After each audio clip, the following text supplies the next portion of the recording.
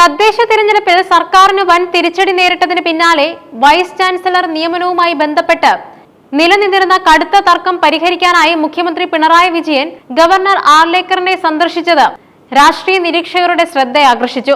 Supreme കോടതിയുടെ ഇടപെടൽ വിഷയത്തിൽ നിർണായകമായ ഒരു വഴിത്തിരിവായി മാറിയ സമയത്താണ് മുഖ്യമന്ത്രിയുടെ ഈ അപ്രതീക്ഷിത നീക്കം. സംസ്ഥാനത്തെ സർവകലാശാല നിയമനങ്ങളെ ചൊല്ലി മാസങ്ങളായി സർക്കാരും ഗവർണറും തമ്മിൽ രൂക്ഷമായ തർക്കമാണ് നടന്നു വന്നിരുന്നത്. നിയമനങ്ങളിൽ ഇരുപക്ഷവും യോജിച്ച് മുന്നോട്ടു പോകണമെന്ന് സുപ്രീം കോടതി പലതവണ കൈകൂപ്പി ആവശ്യപ്പെട്ടിട്ടും ഈ തർക്കം അയവില്ലാതെ തുടർന്നു. ഇതേ തുടർന്ന് VC നിയമന കേസ് കോടതി സ്വയം ഏറ്റെടുക്കുകയും വിഷയത്തിൽ ഒരു അന്തിമ ഉത്തരവിലേക്ക് കടക്കുകയും ചെയ്തു. ഡിജിറ്റൽ സാങ്കേതിക സർവകലാശാലകളിലെ VC നിയമനത്തിനായി നാളേക്കകം ഓരോ ഒറ്റ പേര് വീതം മാത്രം നൽകാൻ ജസ്റ്റിസ് ഡൂലിയ അധ്യക്ഷനായ സെർച്ച് കമ്മിറ്റിയോട് കോടതി നിർദ്ദേശിച്ചു.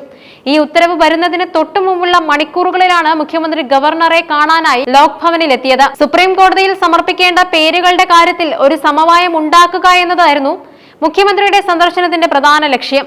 ഇരുപക്ഷത്തിനും സമ്മതമുള്ള പേരുകൾ നൽകി കോടതിയുടെ അന്തിമ ഉത്തരവിൽ തങ്ങൾക്കിടയിലെ തർക്കം പ്രതികൂലമായി ബാധിക്കുന്നത് ഒഴിവാക്കാനാണ് ഈ നീക്കം. VC നിയമന കേസ് സുപ്രീം കോടതി പരിഗണിക്കുന്നതിന് തലേന്ന് മന്ത്രിമാരായ P രാജീവും R ബിന്ദുവും ഗവർണറുമായി ചർച്ച നടത്തിയിരുന്നുവെങ്കിലും അത് പരാജയപ്പെട്ടിരുന്നു. ഡിജിറ്റൽ സർവകലാശാല VC നിയമനത്തിൽ സർക്കാരിന് വേണ്ടി മന്ത്രിമാർ ഡോക്ടർ സജി ഗോപിനാഥിന്റെ പേര് ശക്തമായി ഉയർത്തിയപ്പോൾ ഗവർണർ നിലവിലെ ചുമതലയുള്ള ഡോക്ടർ സിസ തോമസിനെ നിയമിക്കണമെന്ന വാദത്തിൽ ഉറച്ചുനിന്നു.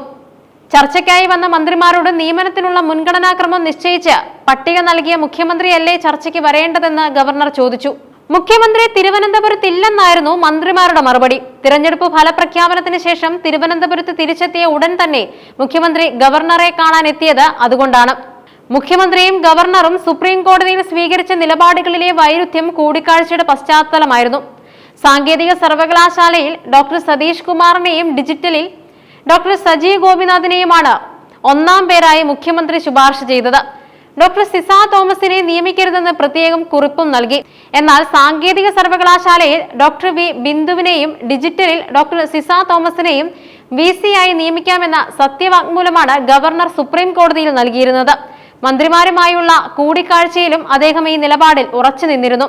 സുപ്രീം കോടതി അന്തിമ വിധി പുറപ്പെടുവിക്കുന്നതിന് തൊട്ടു മുമ്പ് സമവായത്തിലൂടെ പ്രശ്നം പരിഹരിക്കാനാണ് മുഖ്യമന്ത്രി ശ്രമിച്ചത്. കൂടിക്കാഴ്ചയിൽ ഡോക്ടർ സിസ തോമസ് കാര്യക്ഷമതയില്ലാത്തയാളാണെന്നും സർവകലാശാലയുടെ അന്തസ് ഇടിച്ചെന്നും ആരോപിച്ചുള്ള മുഖ്യമന്ത്രിയുടെ കുറിപ്പിനെ ഗവർണർ ശക്തമായി ചോദ്യം ചെയ്തു. സർക്കാർ നിലപാട് വൈരുദ്ധ്യം നിറഞ്ഞതാണെന്ന് അദ്ദേഹം വ്യക്തമാക്കുകയും ചെയ്തു. മുഖ്യമന്ത്രിയുടെ ഇലക്ട്രോണിക്സ് ആൻഡ് IT വകുപ്പിലെ വിദഗ്ധ സമിതികളിൽ ഇൻഫോ പാർക്ക് സിഇഒമാരെ തിരഞ്ഞെടുക്കൽ IT മിഷനിലെ സ്പേസ് നേരത്തെ സിസ തോമസിനെ നിയമിച്ചത് അവരുടെ കഴിവിൽ വിശ്വാസമുള്ളതുകൊണ്ടാണ്.